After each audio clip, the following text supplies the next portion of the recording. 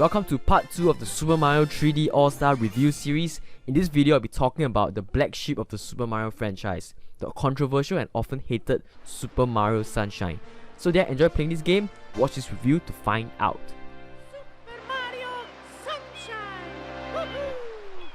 Super Mario Sunshine was initially released back in 2002 with relatively high critical praise on the legendary GameCube console. Opinion on Sunshine is often in contention and it's often a divisive topic even among die-hard fans of Mario games.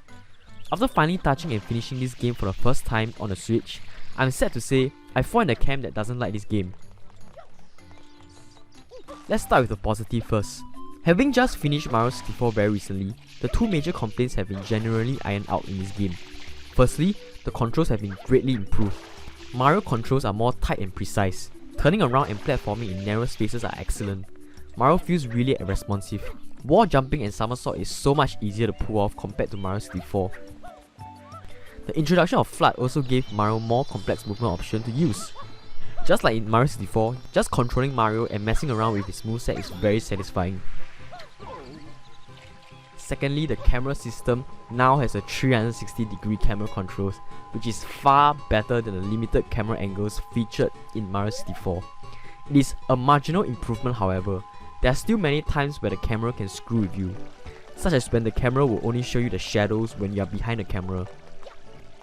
The camera can also often get stuck and some assets may clip through, but overall, the extra control you have over the camera is deeply appreciated. These are two very strong positives, by the way. These two aspects, if ironed out in Mario 64, would have made it one of my favorite video games of all time. In fact, these two key ingredients would have made any 3D platformer great. All Nintendo had to do was populate Sunshine with some of the best in class levels and missions. But this is where Sunshine falters.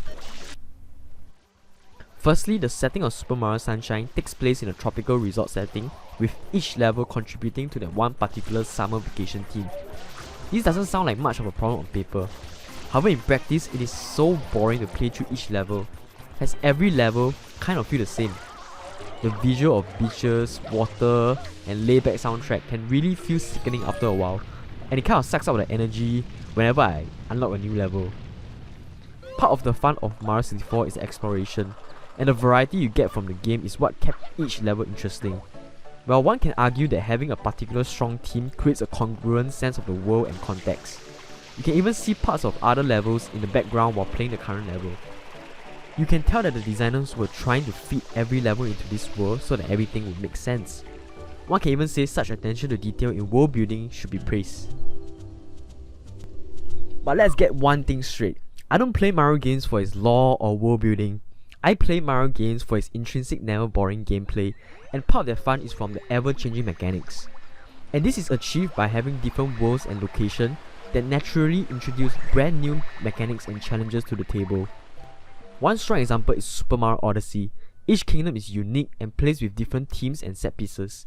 It never ever overstates its welcome.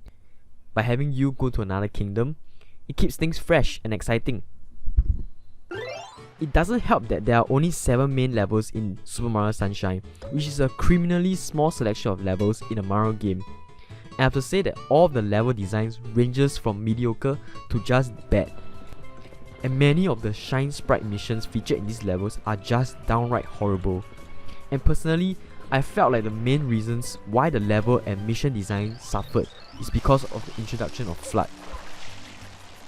Due to the FLUDD hover ability, Mario is able to travel further while not risking anything. The developers were forced to create platforming challenges that requires Mario to scale up vertically instead. This creates a samey feeling as I continue to use the same move in every level. The missions are also hampered by FLUDD, as there are many obnoxious missions that need you to utilize FLUDD in unique ways. It just became more and more of a gimmick as you get deeper into the game. At the end of the day, because of the level design as well as the gimmick use of FLUDD throughout all the missions, it really didn't feel like a platforming game. It felt a lot more like a bad third-rate puzzle game. One can argue that some of Super Mario 64 Power Stars are gimmicks too. However, in that game, the movement and level designs really work in tandem to create a nice gameplay loop. And the gimmicks don't overstay their welcome. In this game, however, the level design just felt really weird to me.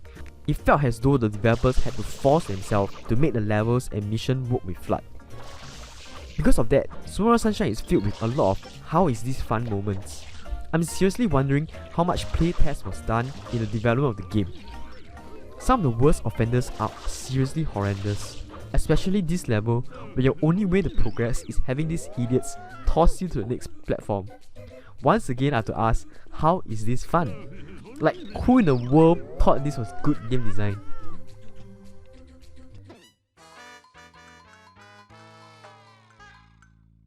The funny thing is I enjoyed the context-less floating platforms levels a lot more than the main levels. And after a few research, that seemed to be a general consensus as well. These levels actually utilize Mario type controls and platforming skills to the fullest, and these levels are usually gimmickless. Your ability to clear this level is solely dependent on your skills as a player, which really boils down to what Mario should be.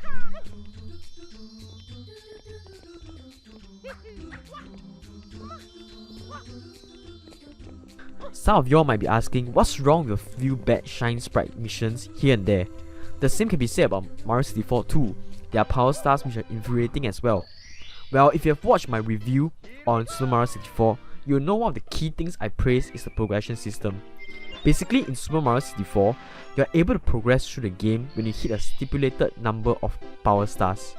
The game doesn't care which power stars you got or in which sequence you get the power stars. You don't even need to collect the stars in any sequence in a level. There are also plenty of power stars to collect outside of traditional levels, just inside the Hub World Peach's castle. So what does this mean exactly? This means you can skip the annoying or challenging stars if you want to. This creates freedom in how you want to tackle the route to the finale. However, in Sunshine, the game forces you to complete the missions linearly inside a level. So for example, if you haven't finished episode 1, you can't tackle episode 4. And in order to get access to the final level, you need to finish the first 7 episodes of all 7 levels. Which means all the infuriating Shine Sprites missions are compulsory to complete in order to finish the game. Which is just extremely short-sighted in my opinion. In the Sunshine Hub World, you can also gain access to secret Shine Sprites as well. However, they do not do anything as they are not required to finish the game. Which just makes me very upset. They are basically useless unless you're planning to 100% the game. And let me just say this game is not worth completing at all.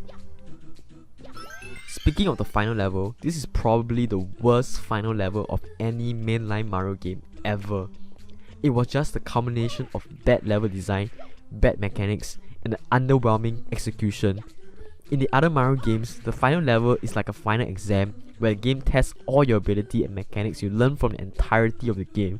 And I hate to say it, Super Mario Sunshine's final level is a f***ing joke, and probably due to the recency bias of finishing the last level. It really left a sour taste in my mouth about my entire Super Mario Sunshine experience. Let me just briefly touch on this port presentation. The game is now running in 16:9 widescreen at 1080p, which is great. The HUD is very clean. The game still looks pretty good in my opinion. The major gripe most people have is that Nintendo did not go the extra mile to have the game run in 60 FPS, which can feel extremely jarring if you play the excellent Mario Galaxy, which runs in silky smooth 60 FPS. This game surprisingly looked really good in handheld mode. This game can be a stunner at times. In conclusion, Mario Sunshine is a terrible disappointment for me. I'm a big fan of Mario games, and I've finished 11 mainline Mario games at this point in my life. Every fiber of my existence wants to enjoy Mario Sunshine, but it just didn't click with me. At the core, Mario games are supposed to be fun, high-octane action with intricate platforming mechanics with great level designs that continue to challenge and surprise the player again and again. But Super Mario Sunshine just doesn't share that DNA. Instead of the word fun, boring is instead the word that I find myself continuing to describe this classic. The highs of the game were never even high, but the lows are insanely low. I had fun maybe 50% of the time, and honestly, I plucked that percentage out of my ass. Maybe in reality I had fun 80% of the time, but it just goes to show how bad some of the parts in this game can be. Honestly, if I wasn't doing this YouTube video, I probably would have skipped the game and never finished it. Just before I conclude this video review with a score befitting of this classic, know this. I didn't create this video with the intention to bash on Super Mario Sunshine's legacy. Back when this game was released, it garnered critical acclaim from industry critics, even earning a Metacritic score of 92, which is an incredibly respectable score. Nintendo in the GameCube era was trying new wacky shit all the time. Some of the most iconic games in the era were made by Nintendo. For Nintendo's flagship Mario title, they could have easily just made Super Mario 128, a faithful sequel to Mario 64, with more paintings, better controls and camera. I think a lot of people, including me, would have loved that game. But you know what? Nintendo didn't choose the easy, safe route. Instead, Nintendo made Super Mario Sunshine, a game that is so original and innovative. People on the internet are still arguing whether it should be considered a mainline Mario game.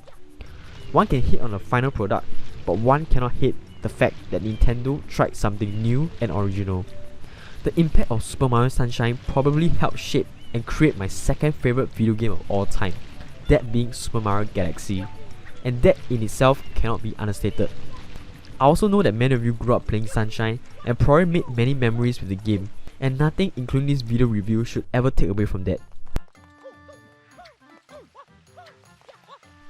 With all that being said, I'm giving Super Mario Sunshine a 5.2 out of 10. In this day and age, there's just no reason to return to this classic. If you have a kid, just have him play Super Mario Odyssey or Super Mario Galaxy instead. I can't out of my good conscience recommend this game to anyone new to the mainline Mario games at all. If you have bought the 3D All-Stars collection, you can fire out the game, play a little bit of the game and just enjoy the parts that are good. I wouldn't even suggest finishing the game, as there are just way too many annoying Shine Sprites mission. Plus, the final level is just too underwhelming to be worth it. Hey, if you want to see me gush about my second favorite video game of all time, Super Mario Galaxy, do hit the subscribe button as that's the next part of this series. Also, let me know in the comment section below, do you actually enjoy Super Mario Sunshine? And tell me all of your fun memories with the game. So long guys, so long.